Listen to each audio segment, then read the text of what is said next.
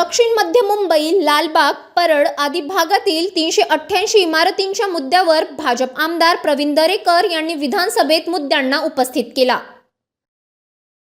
मध्ये दक्षिण मध्य मुंबई, दक्षिण मुंबई, लालबाग, परळ, शिवडी, भायखळा, ग्रँड रोड अशा ठिकाणच्या 388 इमारती ज्या पुनर्रचित होत्या, ज्या 60 ते 70 वर्षापूर्वी त्या ठिकाणी 5 मजली इमारती म्हाडानं बांधल्या होत्या आणि त्या मोडकळीस आल्यानं काही 100 वर्षापूर्वीच्या होत्या.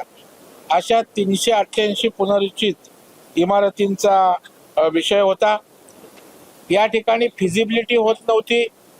कुठे त्या ठिकाणी मालकांची अडचण असायची, कुठे रस्ते रुंदीकरणाची असायची, कुठे बफर झोन त्या ठिकाणी असायचा, त्या ठिकाणी क्लस्टर फिजिबल होत नव्हतं.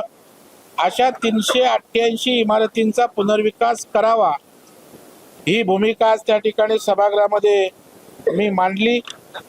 त्याचबरोबर 13,800 ज्या उपकर प्राप्त इमारती आहेत, ज्या 1970 ते 1990च्या दरम्यान बांधल्यात, त्याही काही 100 वर्षापूर्वीच्या आहेत.